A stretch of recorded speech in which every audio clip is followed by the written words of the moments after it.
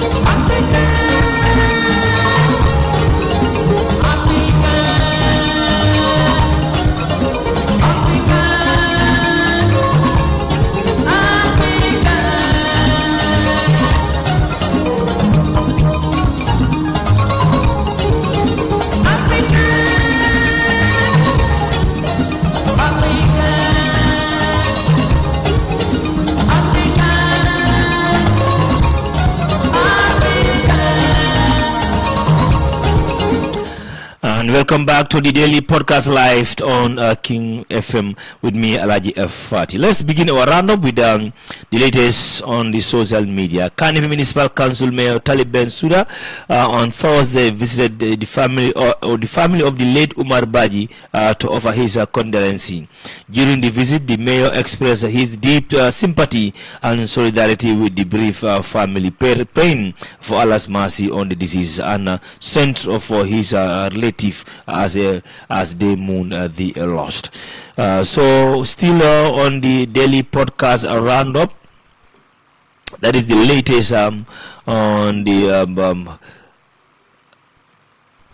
social media outlets for you this afternoon. And still in the Gambia, the Embassy of People's Republic of China in the Gambia on Tuesday hosted a diplomatic reception at the Salado Kairaba Jawara Conference Center in Bijilo to mark the country's 76th anniversary of the founding of the Republic of China. They founded in 1947, following years of internal struggle and foreign aggression. The People's Republic of China embarked on a new era under leadership of the Communist Party of China, prioritizing national unity, modernizing the building of a strong independent state. In his keynote address, Ambassador to the Gambia, Lin Jing, reflects on China's remarkable transformation, particularly during the last 4 decades of reforms and open up. He noted that nearly 800 million people have been lifted out of poverty, while China has established the world's largest education, healthcare, and social security system, vastly improving the well-being of the citizens. So still on this daily podcast roundup for you. The 2023 Audit General Reports has raised concern over the award of a Kiang contract worth 857 million 8,441 15 booths to gay enterprise without subjecting the project to competitive bidding. According to the report, Gay Enterprise had already been granted the Phase 1 contract for the same road project covering 39 kilometers and value at 349,759,040 just 6 months earlier.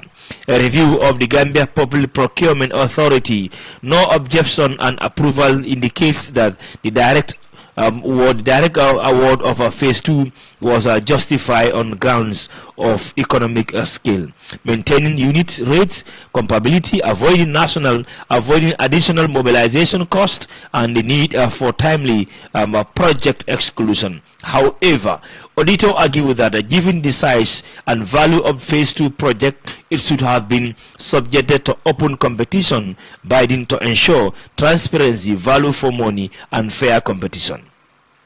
At the time of the awarding, the Phase 2 contract Phase 1 had barely commenced, indicating that urgency may not have been a justified basis, the report stated. The auditor further observed that the unit rates were later increased following the report 40% raise in internal market prices, undermining the original justification of maintaining consistency rates. As such, the rationale undermining the direct award appear to have been significantly altered, the report added. And still with the daily podcast roundup, Mandinaring incident update by Gambia Police Force. Gambia Police Force suspends and detain 4 officers pending concerned inquiries. Date October 2nd, 2025. Furthermore, to the Gambia Police Force earlier publication, the Gambia Police Force confirmed the 4 officers directly involved in pursuit of the late Usman Baji were arrested on the 28th of September 2025 and remain in detention pending the institution of the independent coroner's inquest by the state. The officers are the first class Suleiman Jaju, Police Mamadi Jallo, and of course Ibrahim Ature and Pa Fai Cham. Those were the 4 police officers that are detained due to their involvement of the late Omar Baji's case. Relatedly, a post-mortem examination was conducted by the pathologist in the presence of stakeholders to determine the case of death, after which the body was released to family for burial on the 1st of October. The Gambia Police Force reaffirmed commitment to a transparency and partial investigation and assure the public that justice will be diligently pursued. Anyone found wanting will face a full force of the law. For more updates will be provided as the process also continues. And still with the daily podcast, ALHAGIE S. Dabo, Senior Administrative Secretary of the United Party, that is a UDP, and minority leader at the National Assembly, has expressed the view that 2026 presidential election in the Gambia is likely to resemble that of 2016. In his interview with West Coast Radio, Dabo said, "Well, I think as events are unfolding, I will just say the current political climate in the Gambia. I am not saying I am a political expert, but I can do some little analysis, whether you agree with me or not, that my opinion, we will have a replica of 2016 come 2026, he said. On this possibility of opposition coalition, Dabo indicates that such alliances are probably not in a pattern in Gambian politics. Every election year, we expect coalition. There may not be strong coalitions precisely, but every election there will be coalition until 2016, when we had a much stronger coalition. So this time around, I am expecting coalition of political parties, he said. Addressing the dynamic within the National Assembly, Dabo acknowledged the inter-party play between party prioritizing and national interest. To be honest, there are issues that have a political connotation in the National Assembly. One will not rule that out. Despite that, and as much as they have national interest, they are politically issue as well. In this perspective, you cannot separate the two. You have to look at the political camps and well as the national camp in order to balance the two, he also explained. We remind that you are listening to the daily podcast live, coming to you from our studios here live on King FM. My name is ALHAGIE Fati with you.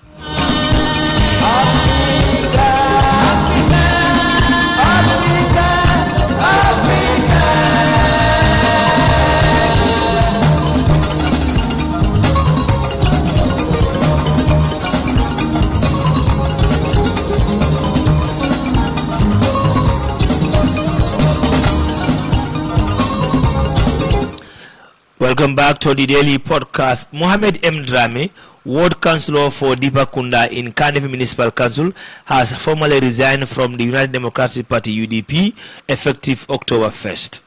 In his resignation letter dated September 29th, Drame cited ideological differences as the reason for his departure, noting that the decision was not easy given his long-standing contributions in concluding the nomination and election process in 2023 local government polls.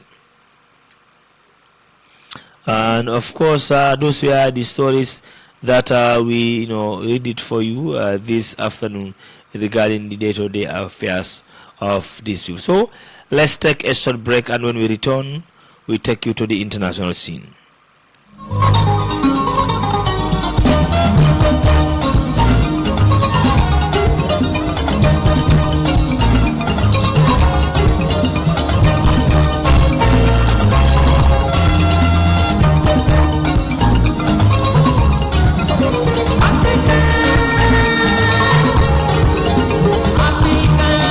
Welcome back to the daily podcast, and be reminded you are listening to King FM 94.7.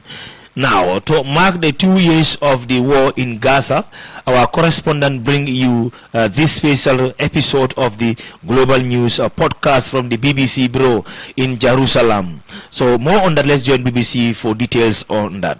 So we've got a great view. The occupied West Bank is just about a kilometre behind me over those hills. And we're about 100 kilometres away from the Gaza Strip, where Israel is carrying out its air and ground offensive. But as international journalists, Israel does not allow us into Gaza to report independently, and we do a lot of our journalism from here. On October the 7th, 2 years ago, Hamas crossed the border from Gaza and attacked Israel, killing over 1,200 people at a music festival, in their homes or their places of work.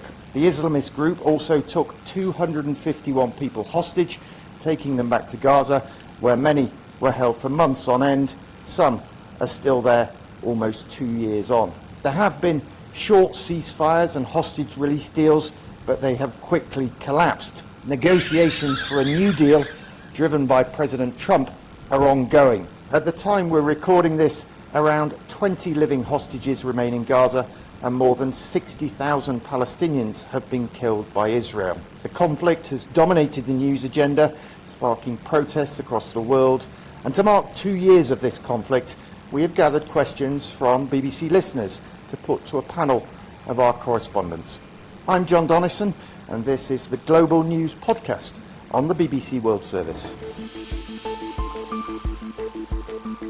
The correspondent have been covering this conflict for over 23 years for the BBC. I'm Jeremy Bowen. I'm the BBC international editor. I was Middle East editor for years, and I was based in Jerusalem in the 1990s. I did my first reporting trip, in fact, to cover the conflict in, I think, 1991, so going back a long way.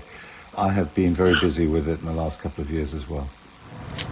Okay, so we've got literally decades of experience here. Yolande, I'm going to start with you. I mean, you were working on October the 7th, 2023.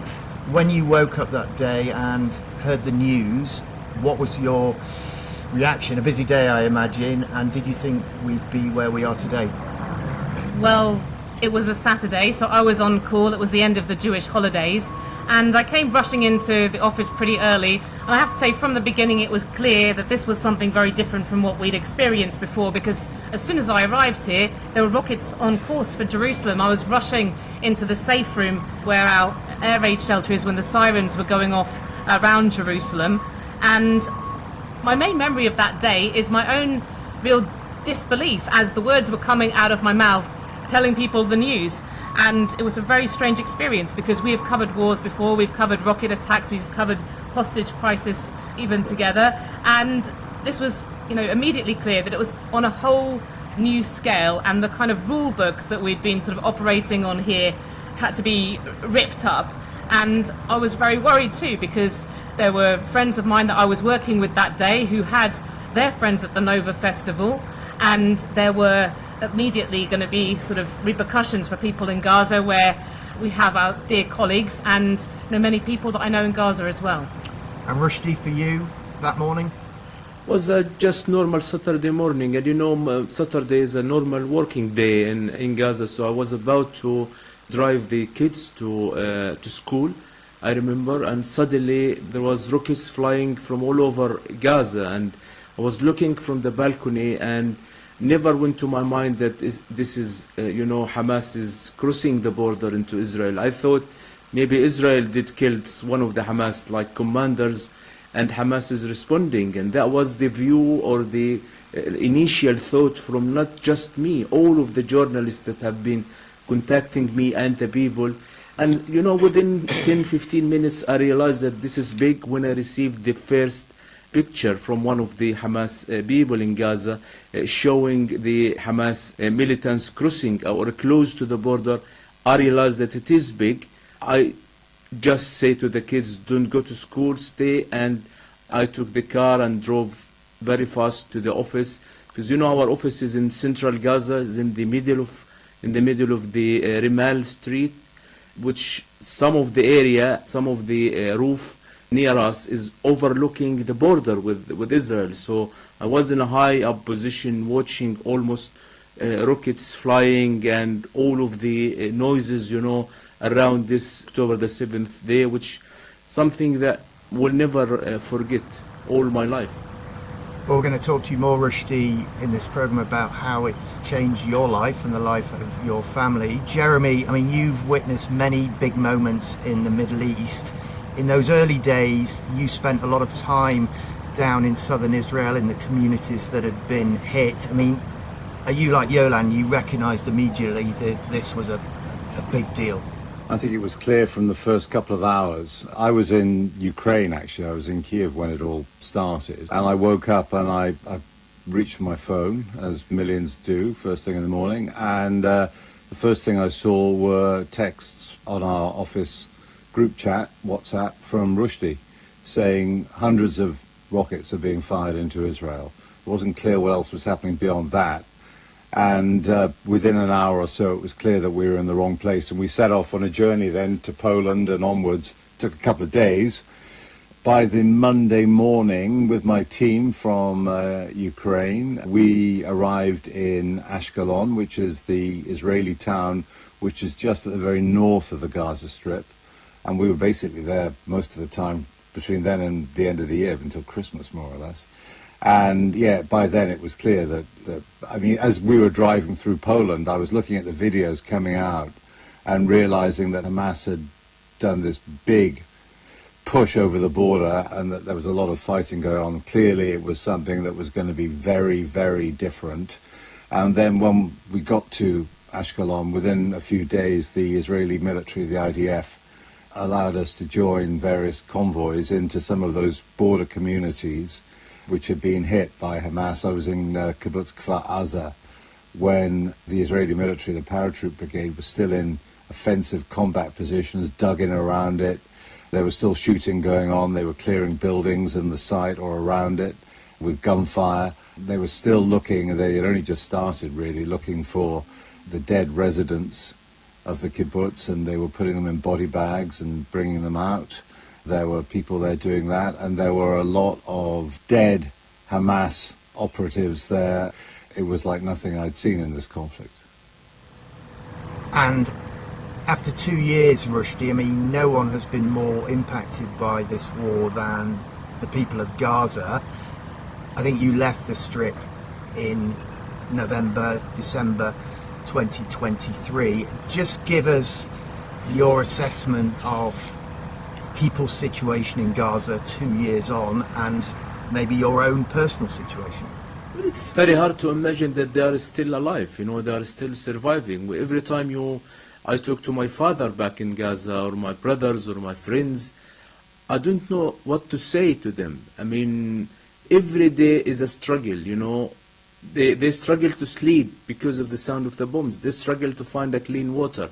They queue. So, like my father moved recently from Gaza City into Khan Yunis. It took him 22 hours to drive about 20 kilometers in the back of a truck with some of his belongings or what is still left of his house, and he moved to almost like halfly destroyed building in Khan Yunis. My father is 76 years old. He was born in a tent back in 1949 in Khan Yunis, because his mother was pregnant when they left Jaffa about 76 years ago. And now he's lived like a year in a tent, and now he lives in a like halfway destroyed building. This is just a story of one person reflecting 2 million people who have the same situation.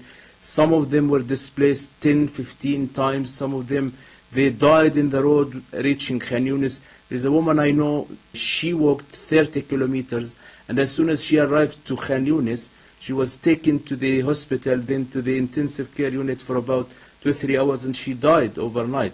So this is just simply the situation in Gaza. For me, I live with guilt all the time. I feel that I was pushed to leave because of my family. I could have stayed more because it's worth. I mean, it's the biggest story I have ever not only covered, but I have ever seen in this place. There were always something happening in Gaza. For the last 25 years, there was 5 major wars and few small battles in between. I witnessed many things. The first Intifada, the second Intifada, the killing of most of the Hamas leaders. The Yasser Arafat died, and I was like there covering this story. The Israeli disengagement. I never ever expected to cover a story such big like this. When the 7th of October happened, I realized from the first, 10 minutes, maybe 20 minutes, just 1 hour maximum, I realized that this is going to change the way that we feel about this conflict, and it is going to be huge. I tried to push my family to leave Gaza as soon as possible so I can, do my job, because it's very hard to be a journalist in Gaza looking for safety, running for safety every hour, and then covering the story. And Yolande, it's also, it's difficult to state how great the trauma was for Israel on October the 7th. Where would you say public opinion is now here in Israel regarding the war? Because it has divided the world, and it's divided Israel too in some ways. That's true. Israel's a small country, and I would say it's still extremely raw, the grief and the pain from that day 2 years ago. And, just remember how it was. It was the deadliest day for Jews since the Holocaust. And there is now still a widespread feeling, many Israelis will tell me this, that they believe the world has moved on, and that they have forgotten to some extent the atrocities of the 7th of October that triggered such a brutal war in Gaza. And Israeli media coverage is very much focused on the plight of the hostages and their families. There are 48 hostages still being held in Gaza, of whom 20 are believed to be alive, evidently in very bad conditions. We have the testimony of the hostages who've come back, and it's clear that some of those, at least some of them who are being held, are in Gaza City. And there have been videos from Hamas that have just added to the distress of the families. Most of the hostage families, they have been opposed to the government's new military offensive, expanding the war to try to occupy fully Gaza City. They say this will put the remaining hostages' lives in danger, and that the bodies of hostages, that they may never be found, basically. And Jeremy, I mean, one of the big differences I've found covering this war between Israeli and Palestinian opinion is that Israelis feel that Hamas started this on October the 7th. Palestinians feel that this goes way back to the creation of the State of Israel in 1947, when hundreds of thousands of Palestinians were forced to flee their homes, the war in 1967, where Israel captured Gaza, the West Bank and East Jerusalem. So for Palestinians, they feel it didn't just start on October the 7th, and Israelis feel entirely differently. Yeah, I mean, not all Israelis, clearly, but there is a deep-rooted conflict here, an unresolved conflict that doesn't just go back to the independence of Israel in 1948, when they won their independence war and the Palestinian catastrophe, the Nakba, as they call it. The conflict over who controls the land between the River Jordan and the sea, and the Mediterranean Sea, started when Zionist Jews came from Europe to Palestine, which in those days was, well, at the very beginning, was still being run by the Turks and then the British. And so it goes back more than a century. If you read accounts of, I mean, I recently was reading an account in a memoir by a journalist who was in Jerusalem in the 1920s, the late 20s, when there was quite a lot of violence. It is extraordinary reading it, because it feels a lot like now. And that is 100 years ago. And you can see the similarities and the issues. Just after the 7th of October attacks, I spoke to, well, he's a writer, but he used to be a politician. In fact, for a while he was the Speaker of the Israeli Parliament, the Knesset, Avram Berg. And he said to me, I said to him, look, assess the level of trauma for Israelis on this thing. He said, the Jewish state, as he put it, was our vaccination against our history, the history in Europe of pogroms leading up to the Holocaust, 6 million Jews dead in the Second World War, killed by Nazi Germany. And we thought that we had a vaccination against the past, which was the state. And now we've found out, this was like 3 weeks after it started, he said this to me. He said, we've suddenly realized the vaccination isn't working anymore. And that, I think, was, for him, was the root of this enormous trauma that people were suffering. And on the other side, on the Palestinian side, you know, on both sides, these ghosts of history were raised. Rushdie has said that his dad was born in a tent, and he found himself in his 70s back living in a tent. So many Palestinians see what's happening at the moment, and they look at the very inflammatory statements about removing Palestinians, not just from the Gaza Strip, but from the West Bank, by hardline, ultra-nationalist, extremist Israeli politicians, some of whom are in the cabinet. And they see a continuation, a desire to finish the job that was done of removing Palestinians in 1948, when more than 700,000 Palestinians were either fled or were forced out by military force from their territory, including many who ended up in Gaza, like Rushdie's family, and were never allowed back. So the past, the ghosts of the past are being raised and are roaring. And this, I would say, the events in the last 2 years, they are as big a moment in the long history of this conflict as 1948, or when Israel was created, or 1967, when the current shape of the conflict was created, when Israel captured the totality of the Palestinian territory by capturing the West Bank, including East Jerusalem and the Gaza Strip. So, I mean, these are historic as well as deeply tragic and dreadful times. And Jeremy, right from the beginning of the conflict, there were fears that it could spread to the wider region, and it did. Yeah, it did, and it has. There were, right from the start, the Hezbollah movement in Lebanon started a sort of limited, and it became a tit-for-tat war across the border into Israel, which had a pretty devastating effect on northern communities. They had to leave. Then Israel eventually, of course, hit back very hard and caused massive damage to that organization. The Houthis in Yemen got involved, And there's been a chain of events. The regime in Syria, the Assad regime, fell, and you can connect up the reasons why it fell, not wholly, but partly, to what was going on in Gaza and in the wider region. Israel has subsequently bombed, with the decisive help of the Americans, the Iranian nuclear facilities.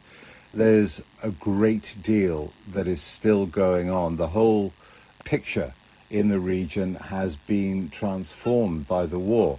I think Prime Minister Netanyahu of Israel would say that this has been Israel's strength and resolve, has transformed the strategic situation decisively in their favor. The contrary opinion to that is that, yes, Israel has secured a series of victories by using its extraordinary military forces backed by the Americans, and in not just militarily but diplomatically, politically and so on.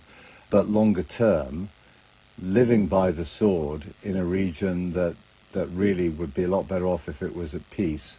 Netanyahu made a speech a week or two ago where he compared Israel to Sparta in ancient Greek, self-reliant, strong, quite happy to continue battling its neighbors if necessary to secure its own people. And frankly, that speech didn't go down very well in Israel, because it's a country which has had a lot of links with elsewhere in the world. And what they're seeing now, the Israelis, are increased pressure from the outside world, from allies in Europe, a Palestinian state being recognized by Britain, France, and numbers of other Western countries which up to now haven't done it. The Israeli Prime Minister and former Defense Minister have had arrest warrants against them issued by the International Criminal Court. There is a genocide case against Israel going on in the International Court of Justice. There's even talk about suspending Israel from sporting activities, from UEFA, from the European football authorities, from the World Cup qualifiers. There are all kinds of ramifications going on, and of course at the same time as all of that, there is this massive humanitarian catastrophe in Gaza. More than 65,000 people, mostly civilians, have been killed, and that is continuing. Those figures are from what we refer to as the Hamas-run health ministry, but whose figures are normally relied upon by international organizations as being the best around. And actually, some studies, including in the Lancet in London, the medical journal, have said that they're a big underestimate of what's been going on there. We've seen the destruction of the Gaza Strip, pretty much of it in ruins, and now a famine. So, I mean, you name it, terrible things are happening and continue to happen at the moment, 2 years on. Okay, I'm going to bring in some questions now from our listeners. The first one from Sadiq in Mumbai in India, and it's a question about language, and I think it's fair to say we all have to choose our language pretty carefully when choosing this conflict. He says, why does the BBC still not refer to the war in Gaza as a genocide after experts have already labelled it as such? Another classic comment we get is, why doesn't the BBC refer to Hamas as terrorists? And it's your lucky day, Yolan, so I'm going to throw this one to you. We stand on this balcony all the time. I stand here and I use all those words: genocide, I use the word terrorist, and I use them with attribution, whether I'm talking about the Israeli military or Hamas or a UN Commission of Inquiry report or the British government.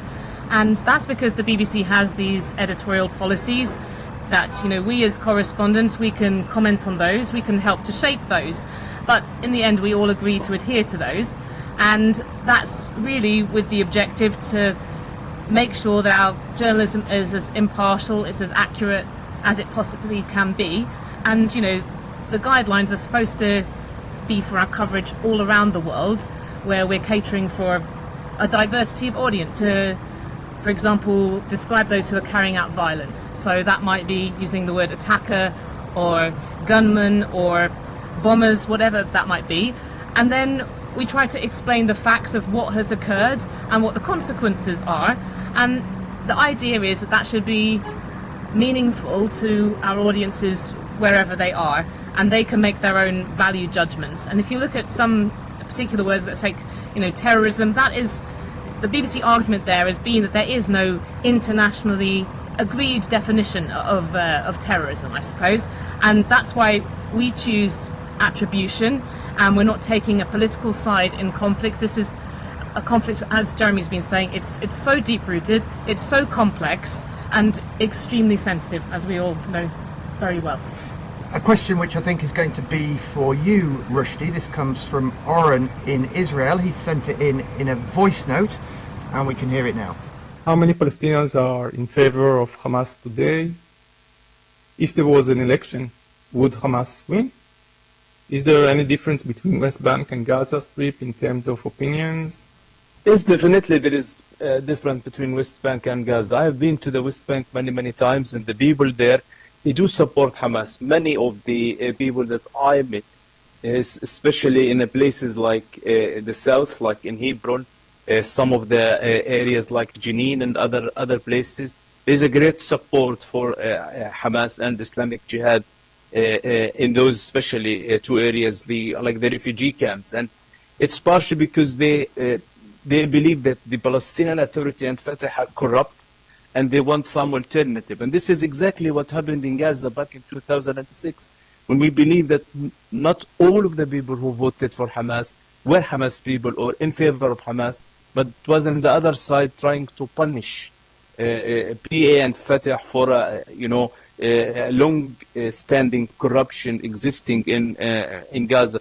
Now, I think by watching monitoring the social media and what is people talking about Hamas and 7th of October, especially there is a great division within the people in Gaza, and I could say freely that very little people in Gaza who still support Hamas in public, maybe because they fear of an Israeli reaction, or also because the people of Gaza paid a very big price, and from the first moment of 7th of October, maybe the first month, there was huge number of people in Gaza who would equally accuse Hamas of the consequences of the aftermath of the Israeli attack, because some of them were saying that Hamas did have this jump in the air without strengthening their backing.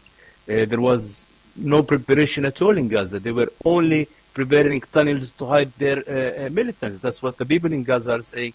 There was no enough food.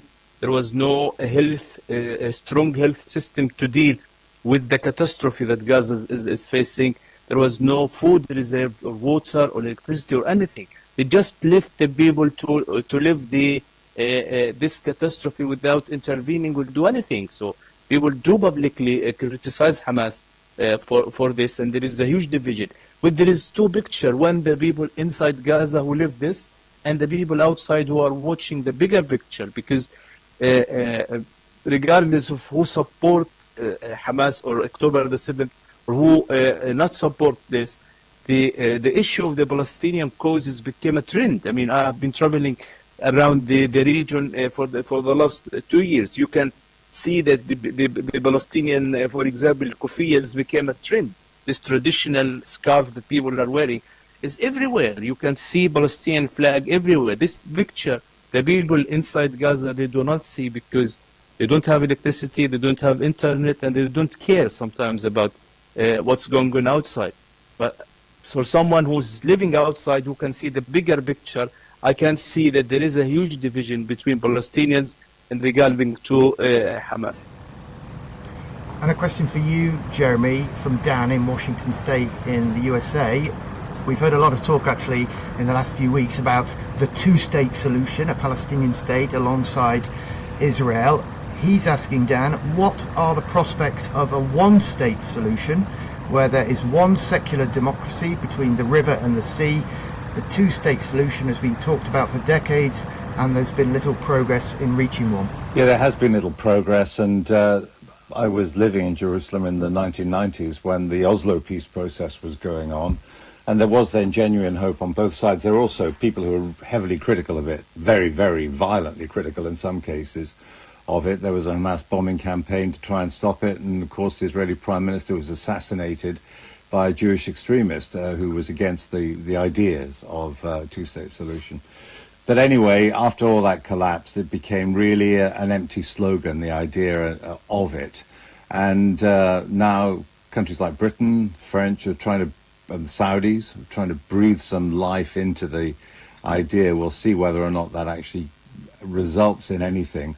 As for a one-state solution, there may be a de facto one state insofar as if Israel continues in its occupation or maybe annexes part of the West Bank, and then because now it really controls the entire area, then eventually that would be one state. But then there would be this huge question of, do you give the Palestinian population, which is roughly, if you take the 20% of the Israeli population that is Palestinian, half the number of people between the river and the sea are Palestinians. So Israelis have been well aware of this for a long time, which is, if you don't have a Palestinian state, what do you have?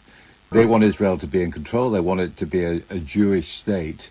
But if you then had a democracy with half the population not being Jews, being Palestinians, well, then they might see oblivion down that road. So I think the chances of a one-state solution that is a full democracy are vanishingly unlikely. And I think at the moment, a two-state solution is also highly unlikely. The Israeli government's against it. The Americans are against it for now. So what are we talking about? I think we're talking about, unless there is some kind of diplomatic miracle, a continuing conflict, a continuing occupation, and another generation drawn into it. We're running out of time, so this is going to be my last question. It's to you again, Jeremy. I mean, that was quite a depressing answer. Where's this heading? Are there any grounds for optimism at all? Well, as we speak, there's a new flurry around a ceasefire in Gaza. I mean, let's hope there is a ceasefire, hostages go home, families are able to grieve and to welcome back the living. Let's hope that the humanitarian catastrophe in Gaza for Palestinians ceases, that aid gets in. But what about politically? What's after that?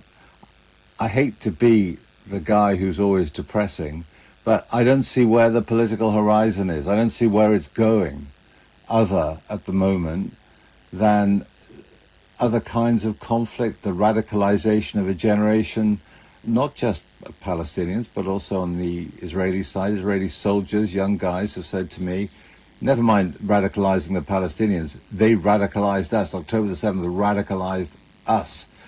So I really hate to be the bringer of bad tidings, but having reported on this for many, many years, I have not seen a worse time in terms of the prospects for a decent future for people. What gives a lot of the potency of the Israeli-Palestinian conflict is that it exports trouble, exports a toxicity, has political impacts elsewhere, has violence is generated elsewhere because of it, well out of the Middle East. And unless things get better, unless there are possibly different leaders who have different attitudes on both sides, on all sides, then, I mean, I don't see it getting better. I don't. I'm sorry to say that. It's a very sobering way to end, but I want to thank. Indeed, a very suffering situation there. 2 years to mark 2 years of war in Gaza. Our correspondent, that's the busy correspondent, bring this is special edition regarding the war there in Gaza. And be reminded, you are listening to Daily Podcast Live, coming to you from our studios at King FM 94.7. Before we draw down the curtains, here are the lead stories on the newspapers this afternoon. On the Standard paper this afternoon, that is, auditor says millions unaccounted for from visuals fines. Gambia calls for transformational climate solutions at a UNGA meeting. China visa now issue in Banjul. 2 killed as minors fight in North Bank region. Morocco Gambia link air transparent transport agreement. GRA introduce ITAS system to stakeholders. National Assembly whose counterparts from Nigeria. And of course, in the other part of the